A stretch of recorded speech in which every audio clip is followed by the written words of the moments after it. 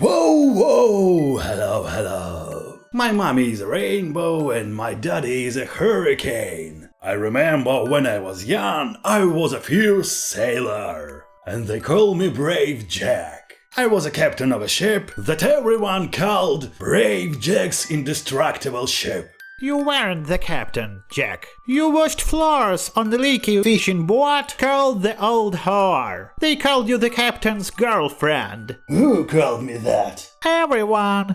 All the sailors in our town know that you dressed up in a 19th century woman's dress and danced the waltz with the captain for $2 one night. It was an accident. I put on the first thing I could find in the dark. Maybe, but you and the captain danced on the deck of the ship at night under the moonlight. There was a storm. The ship was rocking, and the captain and I were trying to keep our balance. Really? Really? Maybe. But then you kissed for a long time to romantic music, and then… Okay, that's enough. Stop embarrassing me. Or what? Will you dance me to death? No, I'll break your table and shit in your plate. All you can do is shit somewhere. You're incapable of anything else.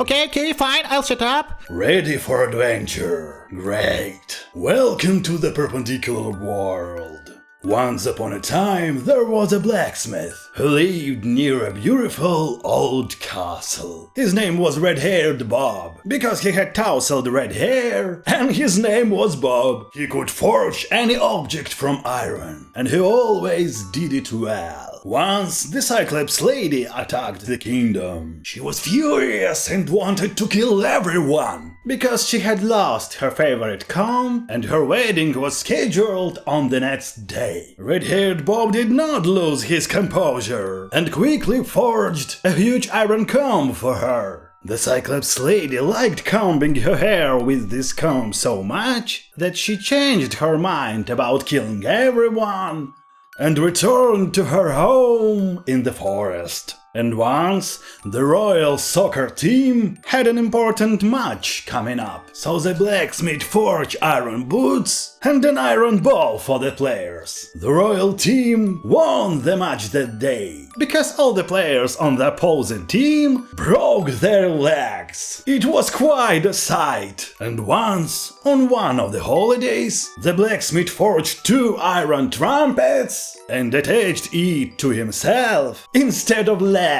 And every time he took a step, the trumpets made sounds. He walked around the village back and forth on the straight musician legs and blew the trumpets. After a couple of hours, the local peasants was tired of the noise and beat the blacksmith, tore off his legs, raped him and locked him in a pigsty with the pigs for a week. But soon the peasants softened up again and forgave the blacksmith. They let him out of the pigsty, washed him, fed him, gave him water and patted him on the shoulder. One little boy even gave him wooden horse figurine as a gift. Everyone loved and respected the blacksmith. He was a kind of star in this kingdom. And then one day an old fat sorcerer came to the kingdom, and he stank of shit. And it wasn't his own shit, but that's not the point of the story. The sorcerer came to the blacksmith and asked him to forge an iron magic staff, as he wanted to become the most powerful sorcerer on Earth.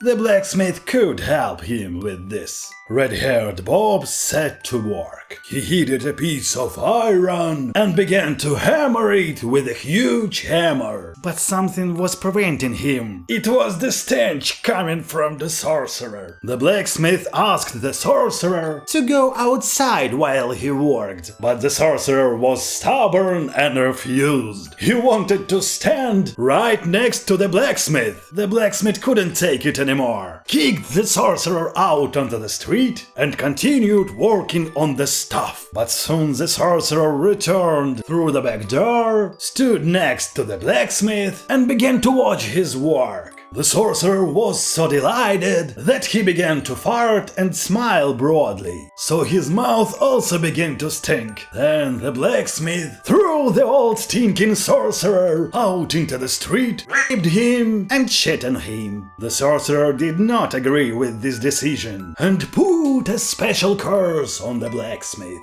because of which no matter what the blacksmith did, he still ended up with a poker. So the blacksmith finished his work and gave the sorcerer a large beautiful staff in the form of a poker. Since then, things have not been going very well for red-haired Bob. He forged a sword for a knight, but it turned out to be a poker. He made a pot for an old cook, but again it turned out to be a poker. Soon the locals stopped ordering things from him, and the blacksmith became impoverished. He went to the homes of the locals with a large box and persistently offered everyone a poker. And when every resident of the castle and the surrounding villages, even the babies, already had a poker, the blacksmith lost his job completely. Then he came up with a plan to fix everything. To do this, he needed to force the sorcerer to remove the curse.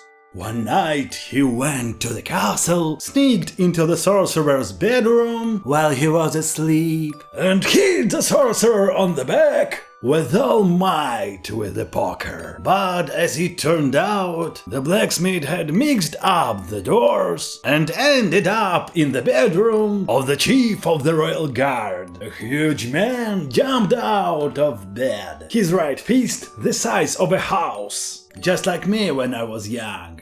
At one time I worked on the railroad. With my huge strong arm, I moved different trains from one track to another. Once I was playing checkers with the railroad workers, lost my temper and smashed the train with my huge fist. And another day I was in a supermarket and saw some hooligans take bread from an old woman, because they were too lazy to bend down to the bottom shelf. There were 14 of them. So I took my huge fist and hit them with such force that they flew to the North Pole. A few years later, they sent me a postcard with a photo. They wrote that they had reformed and now lived on a nice floor with polar bears. I was very strong and constantly got into fights, always winning. Some called me Untamable Jack, while others called me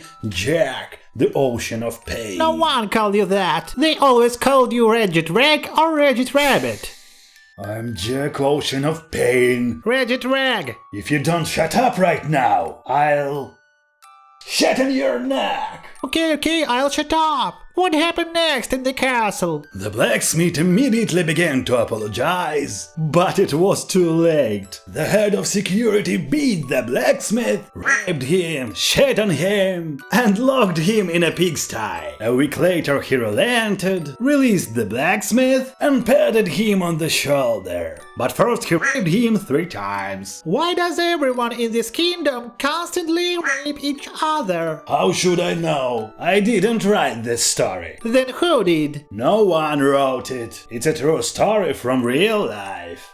Red-haired Bob despaired, and at midnight went to the crossroads, dug a hole in the middle of it, and burned chicken bones and thumbs and nails. By doing so, he summoned the devil. The blacksmith learned about this ritual when he was once looking at ancient bluesman rock paintings in a museum. The ritual worked. The devil was extremely dissatisfied, swore profusely, and spat in the blacksmith's face several times, but then listened to his request. In the end, the devil removed the curse and took the blacksmith's soul in return. The devil suggested that the blacksmith check whether the curse had been removed and asked him to forge an iron pot, because he was clumsy and constantly broke his clay plates while eating. The blacksmith forged the pot and was very pleased with his work. The pot really turned out very beautiful. devil. The devil liked it so much that he asked for the same one for his wife, and the blacksmith did. The happy devil took the pots and returned to hell, and the blacksmith drank moonshine and went to sleep on the straw. It was a quick and very timely deal, because the very next morning the king ordered the blacksmith to forge a large iron car on which the king was going to go on vacation, and if the blacksmith failed, the king threatened to put him in chains and rape him for 3 days and 3 nights in the main square. The blacksmith worked hard without sleeping or eating, and finally the car was ready. But when the blacksmith took a closer look at the car, he realized